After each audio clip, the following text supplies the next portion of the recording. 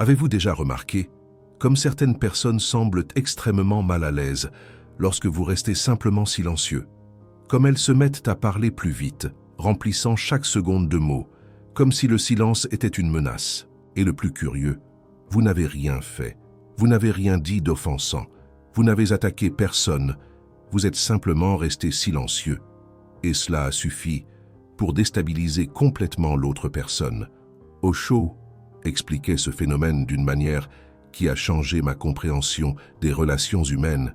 Il disait que, en présence de quelqu'un de silencieux, les gens oublient leur propre. Moi, ils abaissent leur défense, et cela est terrifiant. Pour ceux qui vivent cachés derrière des masques, le silence fonctionne comme un miroir. Il reflète exactement ce que la personne est, sans distraction, sans échappatoire. Et la plupart des gens ne supportent pas de voir leur propre reflet. Aujourd'hui, je vais vous expliquer pourquoi les personnes qui parlent peu effraient tant ceux qui parlent trop. Ce que la psychologie a découvert sur la peur du silence et ce qu'Osho enseignait sur le pouvoir dévastateur de la présence silencieuse. Si vous êtes quelqu'un qui, naturellement, parle moins, cette vidéo va expliquer pourquoi tant de personnes réagissent de manière étrange à votre égard. Et si vous êtes quelqu'un qui parle beaucoup, cette vidéo pourrait être la plus inconfortable que vous ayez jamais regardée, parce qu'elle va révéler exactement ce que vous cachez derrière tous ces mots. Commençons avec ce que la science a découvert. Des chercheurs, comme Dupont et son équipe, ont découvert en 2011 que les conversations fluides sont directement associées à des sentiments d'appartenance, d'estime de soi et de reconnaissance sociale. Quand il y a un silence, même bref, des émotions négatives et des sentiments d'ostracisme surgissent immédiatement. Cela signifie que la plupart des gens utilisent la conversation comme une façon de se sentir acceptés. Chaque mot échangé est une confirmation qu'ils appartiennent, qu'ils sont valides, qu'ils existent. Et quand vous restez silencieux, vous retirez cette confirmation. Vous êtes en train de dire, sans rien dire, que vous n'avez pas besoin de cette danse constante de validation. Et cela est extrêmement perturbateur pour ceux qui en dépendent. Mais cela empire. Une étude de Dubois, en 2012, a identifié quelque chose appelé sédatéophobie, la peur du silence. Et cette peur augmente dramatiquement à cause de la technologie numérique et des réseaux sociaux. Les gens sont de plus en plus intolérants au silence. Certains en arrivent à faire des crises d'angoisse quand ils sont forcés de rester dans des environnements silencieux. Le silence est devenu une menace réelle pour beaucoup de personnes. Et maintenant, imaginez ce qui se passe quand quelqu'un avec cette peur vous rencontre, une personne qui ne ressent pas le besoin de remplir chaque seconde de bruit, qui arrive à être à l'aise dans le silence, qui n'a pas besoin de validation externe constante. Pour eux, vous êtes une anomalie, un être étrange qui défie tout ce qu'ils connaissent. Et les anomalies sont toujours menaçantes. Osho était profondément conscient de cela. Il a dit quelque chose de crucial sur la communication non verbale. Il a dit que plus vous devenez mature, plus la communication non verbale est nécessaire. Avez-vous compris l'implication? Les personnes qui parlent beaucoup sont généralement émotionnellement immatures. Elles n'ont pas encore développé la capacité de se connecter d'autres façons. Elles dépendent des mots, comme un enfant dépend de jouets. Et quand elles rencontrent quelqu'un qui a transcendé cette dépendance, elles se sentent inférieures, même si elles n'arrivent pas à l'articuler consciemment. Laissez-moi vous expliquer les mécanismes psychologiques derrière cela. Les personnes calmes observent plus quand vous n'êtes pas occupé à parler. Vous êtes en train de faire attention. Vous notez des changements subtils de comportement, des micro-expressions faciales, le ton de la voix, le langage corporel, des choses que les personnes bavardes perdent complètement parce qu'elles sont trop occupées à formuler la phrase suivante. Et voici le problème. Quand vous observez, vous voyez des choses que les gens ne veulent pas qu'on voit. Vous percevez les inconsistances, les masques, les mensonges qu'ils racontent à eux-mêmes et aux autres. Et ils le savent, inconsciemment. Ils sentent que vous êtes en train de voir à travers eux. Et cela est terrifiant. Certains chercheurs ont remarqué que les gens considèrent cette capacité d'observation comme quelque chose de trompeur. Ils pensent que les personnes calmes ont des plans secrets ou des pensées cachées, parce qu'elles observent plus qu'elles ne parlent, et dans un certain sens, ils ont raison. Les personnes calmes savent vraiment plus qu'elles ne le laissent transparaître. Elles ont des informations que les personnes bavardes n'ont pas. Et l'information est le pouvoir. Mais ce n'est pas un pouvoir manipulatif. C'est simplement le pouvoir de voir la réalité comme elle est. Osho expliquait cela d'une façon brillante. Il disait que, en sa présence, les gens oubliaient leur propre moi. Ils abaissaient leurs mesures de défense parce que, quand vous aimez, respectez, faites confiance à quelqu'un, vous mettez de côté vos barrières. Et le moi, disait-il, est exactement votre mesure de défense. Alors, quand quelqu'un de silencieux et présent entre dans la salle, le moi des autres personnes commence à se sentir menacé parce que la présence silencieuse invite à l'abandon des défenses et le moi ne veut pas être abandonné. C'est pourquoi les personnes qui parlent beaucoup ressentent un besoin urgent de remplir le silence. Chaque mot est une tentative de maintenir le moi vivant, de maintenir les défenses actives, d'éviter la rencontre avec soi-même, que le silence, inévitablement, apporte. Voici quelque chose d'encore plus profond. Des recherches de 2024 sur l'assurance tranquille ont révélé que cette qualité est intimidante, simplement par sa présence. Pas besoin de rien faire, pas besoin de rien dire. La simple existence de quelqu'un avec une calme inébranlable est déconcertante pour les personnes plus réactives ou anxieuses. Cette calme crée une aura qui communique silencieusement. J'ai ça sous contrôle. Et pour ceux qui n'ont rien sous contrôle, pour ceux qui vivent dans une constante anxiété et réactivité, ce message est insupportable parce qu'il expose leur propre manque de contrôle. Les personnes, avec une assurance tranquille, trouvent fréquemment du confort dans la solitude. Ce n'est pas à propos d'éviter les autres ou d'être antisocial. C'est à propos d'apprécier sa propre compagnie et de donner du temps pour réfléchir et recharger.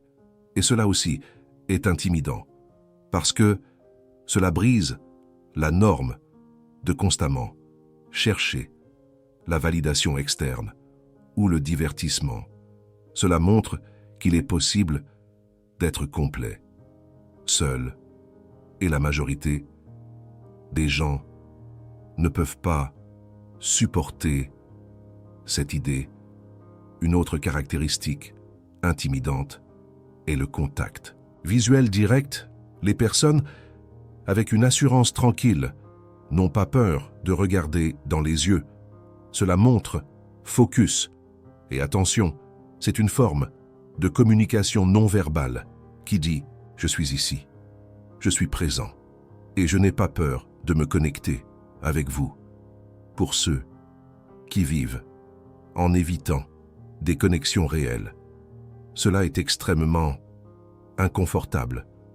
Osho a parlé extensivement sur la langue du silence. Il a dit que la langue est nécessaire pour se relier avec des personnes avec qui vous n'avez pas une relation d'amour.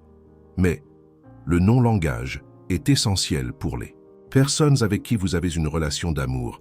Avez-vous saisi la profondeur de cela? Quand vous aimez vraiment quelqu'un, les mots deviennent des obstacles. Ils réduisent, ils limitent. Ils ne peuvent pas capturer la totalité de ce que vous ressentez. Seul le silence le peut. Et quand quelqu'un qui parle beaucoup rencontre quelqu'un de silencieux, il y a un message implicite qui est dévastateur. Le message est « Notre relation n'est pas assez profonde pour le silence. J'ai encore besoin de mots avec toi. » Bien sûr, la personne bavarde n'interprète pas cela consciemment, mais inconsciemment, elle le sent. Et cela crée un inconfort, une sorte de malaise latent. Osho disait qu'il faut redevenir innocent comme un enfant et silencieux. Des gestes existeront. Parfois, vous sourirez et vous tiendrez les mains. Parfois, vous resterez simplement en silence, à vous regarder dans les yeux, sans rien faire. Juste être, les présences se rencontrent et se fondent. C'est la communion, pas la communication. La communion, comme l'union des âmes dont parlait Pascal. Et la plupart des gens n'ont jamais expérimenté cela. Ils ne connaissent que la communication, l'échange d'informations, la conversation futile, mais jamais la fusion silencieuse de deux présences, ce lien indicible. Quand ils rencontrent quelqu'un capable de cela, ils sentent qu'ils sont en train de perdre quelque chose, qu'il y a un niveau de connexion auquel ils ne peuvent pas accéder. Et au lieu de rechercher ce niveau, ils préfèrent dévaloriser celui qui l'offre. C'est un peu comme l'allégorie de la caverne de Platon, où l'on préfère l'illusion au réel.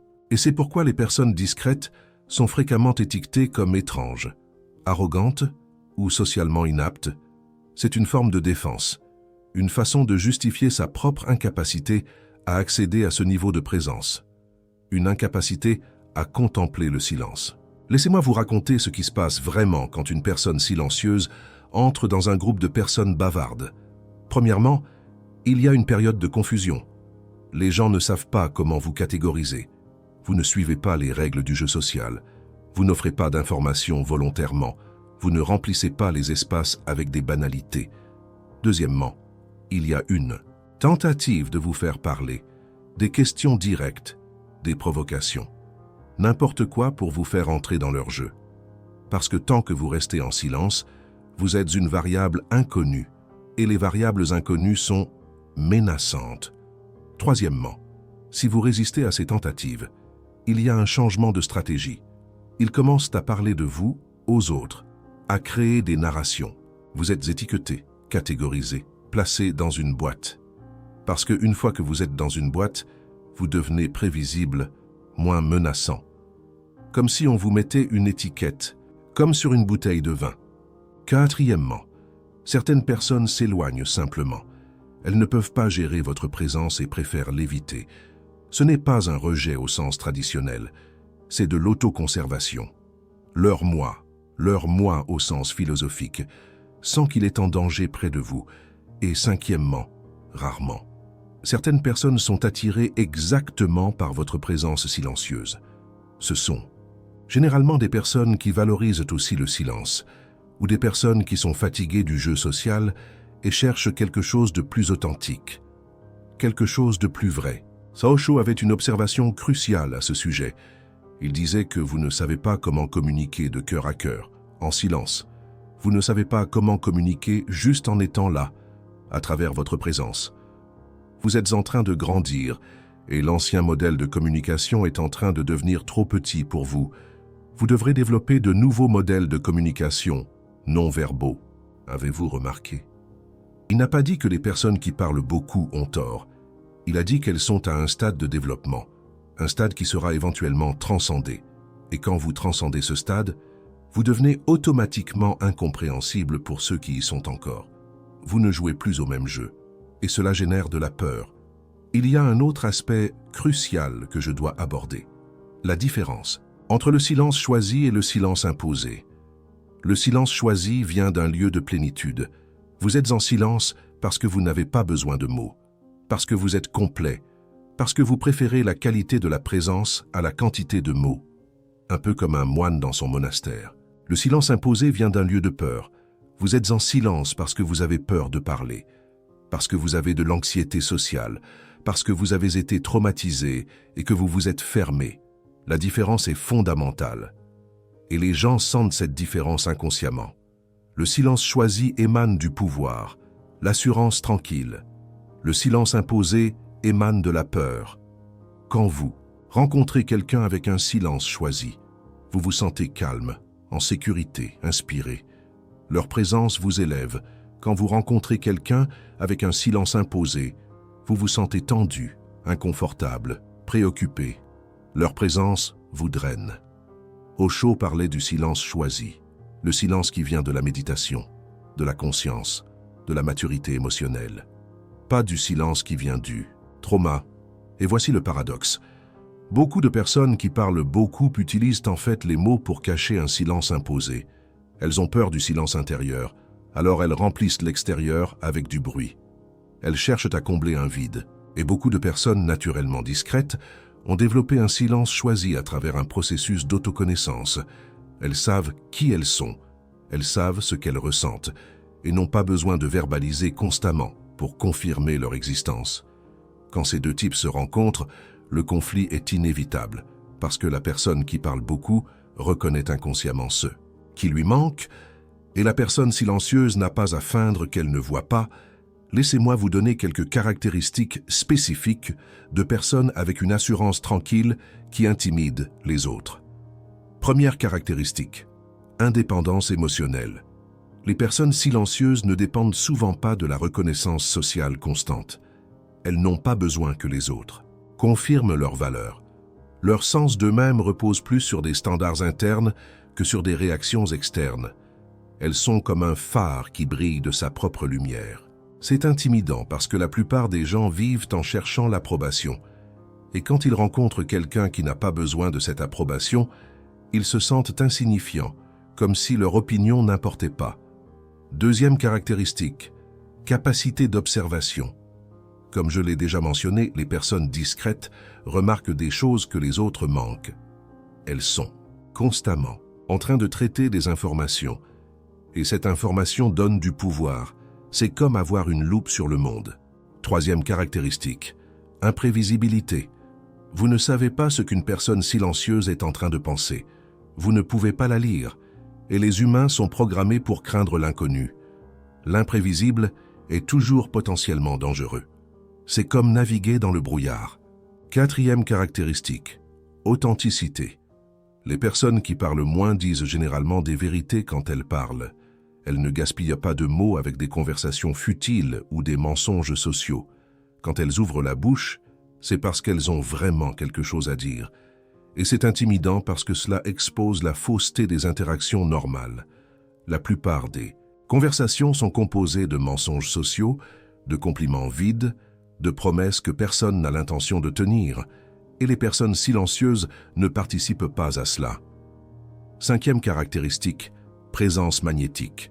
Paradoxalement, les personnes qui parlent moins ont souvent plus de présence que les personnes qui parlent beaucoup. Une présence qui irradie. Parce que lorsque vous ne gaspillez pas d'énergie en parole, cette énergie s'accumule et devient palpable. Osho appelait cela la présence. Il disait que la présence doit être ressentie. Elle requiert un cœur silencieux, méditatif et aimant.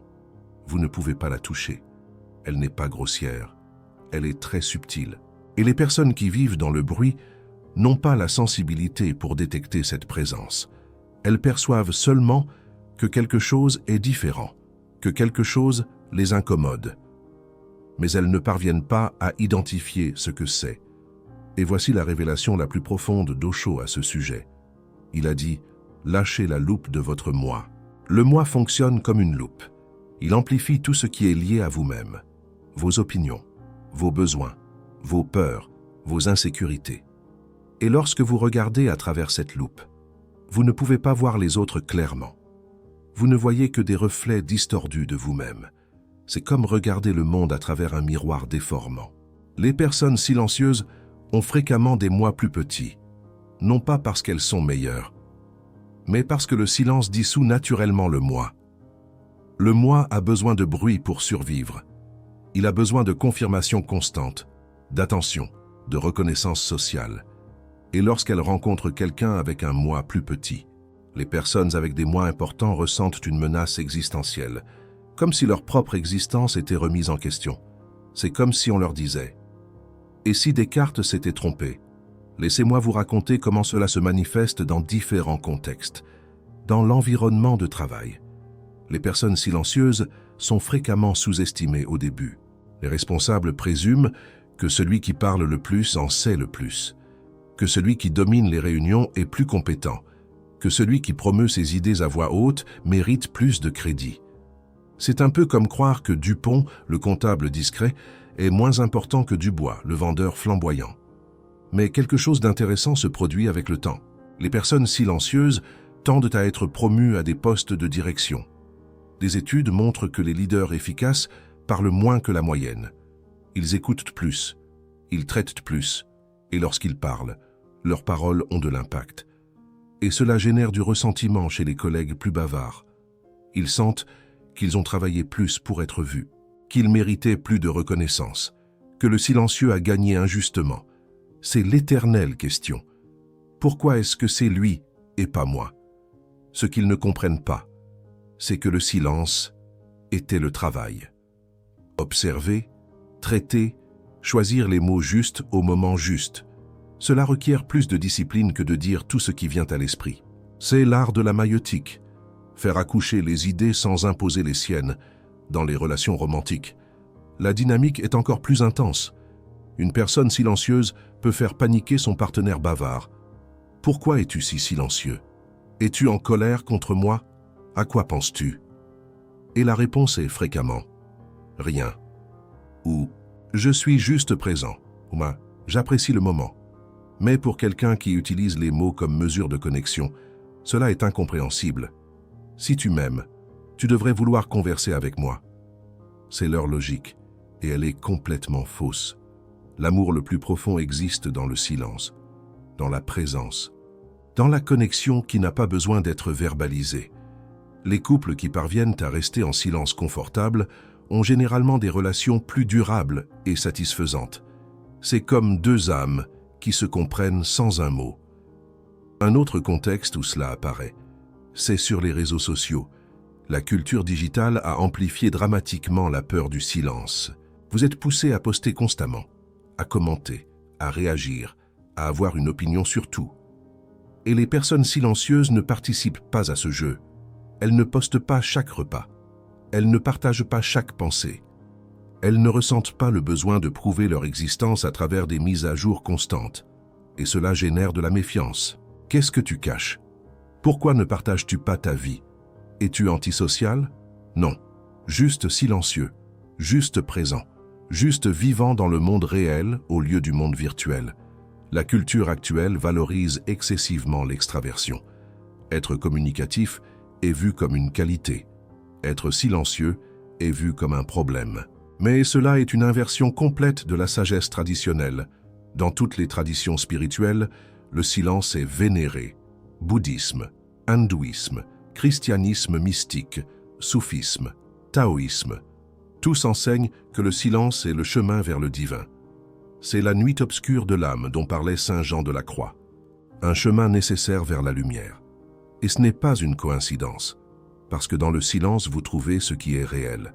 Les paroles sont des constructions mentales. Le silence est la réalité antérieure aux constructions. Osho était dans cette lignée. Il utilisait des milliers de mots. Mais son objectif était toujours le silence. Il disait que les mots étaient seulement des dispositifs pour créer des intervalles. Et dans les intervalles, la vérité se produisait. Vous venez de découvrir pourquoi certaines personnes réagissent de façon si étrange à vous. Pourquoi elles sont inconfortables lorsque vous existez simplement en silence. Et pourquoi la peur du silence est en train de devenir une épidémie moderne. Cette connaissance n'est pas populaire. Les personnes qui parlent beaucoup dominent la société. Elles contrôlent la narration. elles définissent ce qui est normal. Et être silencieux est fréquemment pathologisé comme timidité, anxiété sociale ou dysfonction. Si vous voulez soutenir ce travail de révéler des vérités qui défient la norme, le bouton de Super Thanks est ci-dessous. Ce n'est pas un don, c'est un positionnement. Vous choisissez la présence au lieu du bruit. Maintenant, laissez-moi vous donner les signes que vous êtes une de ces personnes qui effraient ceux qui parlent trop. Premier signe. Les personnes vous demandent fréquemment pourquoi vous êtes si silencieux, ou vous demandent de parler plus, ou présument que vous êtes en colère ou triste quand en réalité, vous êtes parfaitement bien. Elles ne parviennent pas à concevoir que quelqu'un puisse être bien en silence. Deuxième signe. Les personnes commencent à parler plus vite et plus fort quand elles sont près de vous. Elles essaient de compenser, essayant de remplir le vide qu'elles sentent quand vous ne contribuez pas au bruit. Troisième signe. Vous surprenez fréquemment des personnes qui vous regardent, essayant de découvrir ce que vous êtes en train de penser. Elles sont inconfortables avec votre imprévisibilité et sont à la recherche d'indices. Quatrième signe. Certaines personnes évitent de rester seules avec vous. Elles préfèrent toujours avoir une troisième personne présente. Parce que la présence d'une autre personne garantit qu'il y aura conversation, que le silence sera rempli. Cinquième signe. Vous avez déjà été étiqueté comme intimidant, mystérieux ou difficile à lire. Même si vous n'avez rien fait pour mériter ces étiquettes. Elles viennent simplement de votre présence silencieuse. Sixième signe. Les personnes présument fréquemment que vous êtes en train de les juger, que vous êtes en train de critiquer intérieurement. Parce qu'elles ne parviennent pas à imaginer que quelqu'un puisse être en silence sans être en train de penser négativement. Septième signe. Quand vous parlez finalement, les personnes prêtent attention. Vos paroles ont du poids, parce qu'elles sont rares et parce qu'elles sont généralement vraies. Si vous avez reconnu plusieurs de ces signes, vous êtes probablement une de ces personnes qui effraient ceux qui parlent trop. Et ce n'est pas un défaut, c'est un don. Mais laissez-moi vous donner un avertissement important. Ce don vient avec une responsabilité. Vous pouvez utiliser votre présence silencieuse de façon constructive ou destructrice. Vous pouvez l'utiliser pour manipuler, intimider délibérément, ou faire sentir aux personnes qu'elles sont inférieures. Ou vous pouvez l'utiliser pour guérir, pour créer des espaces sécurisés, pour inviter les autres à un niveau de connexion plus profond. Le choix vous appartient. Osho était très clair à ce sujet. Le silence n'est pas une arme. C'est un sanctuaire. C'est un espace où la guérison se produit. Si vous utilisez le silence pour blesser, vous pervertissez son but. Les personnes véritablement silencieuses n'ont aucun intérêt à intimider. Elles sont simplement ce qu'elles sont. Et si les autres se sentent intimidés, cela en dit plus sur eux que sur vous. C'est comme si Dupont se sentait intimidé par Dubois. Cela révèle quelque chose sur Dupont, pas sur Dubois. Mais si vous remarquez que vous utilisez le silence comme une façon de punir, de contrôler ou de manipuler, il est temps d'examiner vos propres motivations. Le silence conscient vient de l'amour. Le silence manipulateur vient de la peur. Osho a dit que le silence a le pouvoir de guérir, de rajeunir et de transformer. Votre présence silencieuse offre cela aux autres, même s'ils ne savent pas comment le recevoir, même s'ils réagissent avec peur. La question n'est pas de savoir si vous devez changer pour rendre les autres plus à l'aise. La question est de savoir si vous êtes prêt à maintenir votre authenticité, même quand elle incommode. Laissez-moi terminer avec une pratique qu'Osho a suggérée. Il a dit de commencer à communiquer à travers le silence parfois, en tenant la main de votre ami. Asseyez-vous en silence, en regardant simplement la lune, sentez la lune, et sentez tous les deux en silence. Et voyez, une communion se produit. Pas seulement une communication, mais une communion. Vos cœurs commencent à battre au même rythme. C'est la communication du futur, la communication des êtres matures, la communication qui transcende les mots. C'est un peu comme lorsque Pascal méditait sur l'infini. Il cherchait cette communion. Et si certains sont effrayés par cela, c'est parce qu'ils ne sont pas encore prêts. Et c'est tout à fait normal. Chacun a son rythme, chacun a son pas. La question que je vous pose est simple. À quand remonte la dernière fois où vous êtes resté en silence avec quelqu'un? Pas un silence embarrassant, pas un silence de conflit, mais un silence de communion. Un silence où deux présences se rencontrent sans avoir besoin de mots. Si vous n'avez jamais expérimenté cela, commentez ci-dessous, et si vous l'avez déjà expérimenté, racontez comment c'était. Je veux savoir si vous avez compris dans la pratique ce que je dis dans la théorie. Je réponds à tout le monde dans les prochaines heures.